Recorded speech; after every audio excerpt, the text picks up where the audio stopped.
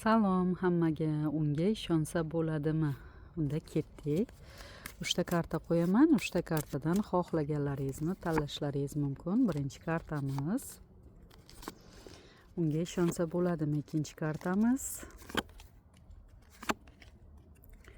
Uchinchi kartamiz. Unga ishonsa bo'ladimi?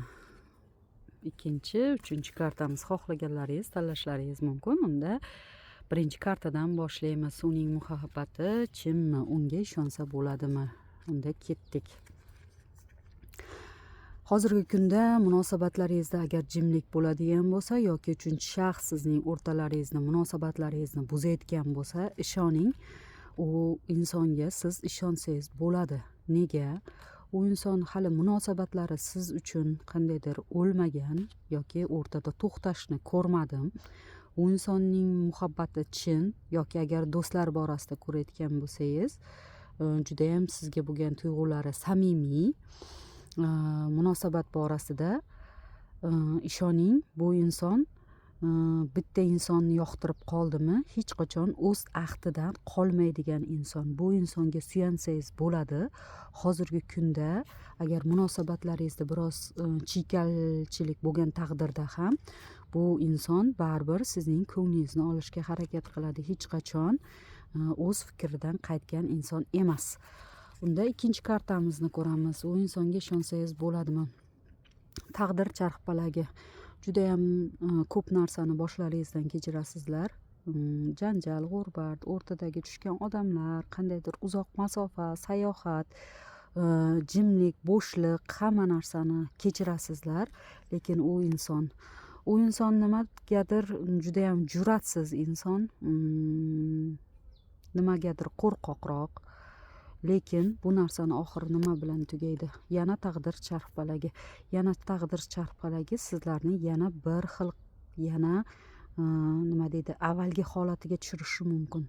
Yoki taqdir charxpalagi sizlarni taqdirlaringizni yana aylantirib, sizlarni yana birga qilishi mumkin. Lekin bu inson qandaydir juda ham jur'atsiz, birozgina qo'rqoq, oldinga harakat qilishdan jimlikni afzal tutadi. Lekin taqdir charxpalagi baribir sizlarni taqdirlaringizni bir qilib yana qayta uchrashtiradi.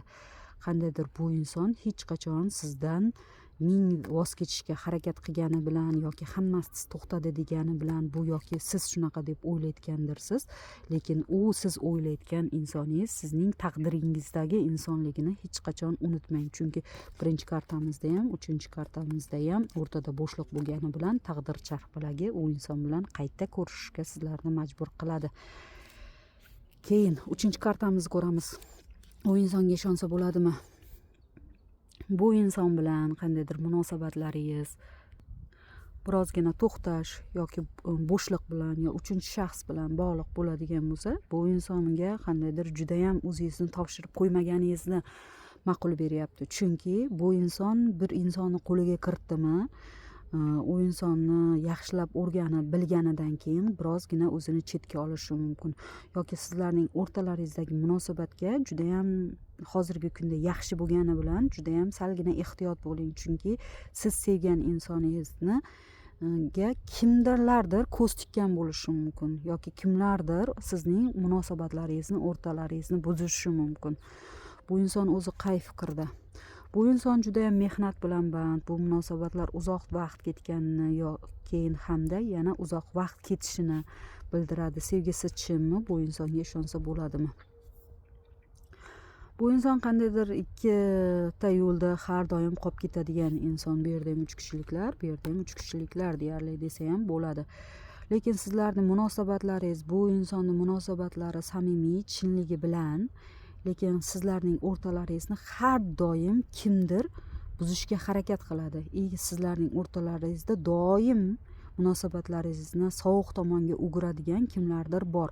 Iloji bo'lsa munosabatlaringiz haqida boshqa insonlar bilan bo'lishmasliklaringizni tavsiya berardim. Chunki o'zingiz ko'p hasadga uchraydigan insonsiz. Bu inson siz haqingizda juda ham yaxshi fikrda, lekin ba'zan birozgina ayyorchiligi bor. Keyin sizni haddin rashki tufayli sizni qiyin ahvolga solib qo'yishi mumkin. bu insonga boringizni berishdan birozgina o'zingizni ehtiyot qilishingizni, ozgina masofa saqlashingizni, bu insonga qandaydir xarakteri, agar bu insonga juda ham ko'p yaqinlashib yuboradigan bo'lsangiz, o'zini olib qochadigan, agar birozgina masofa saqlaydigan bo'lsangiz, doim sizga intiladigan xarakterga ega inson. Yoqqan bo'lsa layk bosib keting, kutib qolaman. Kattakon rahmat, sog' salomat bo'ling. Rahmat.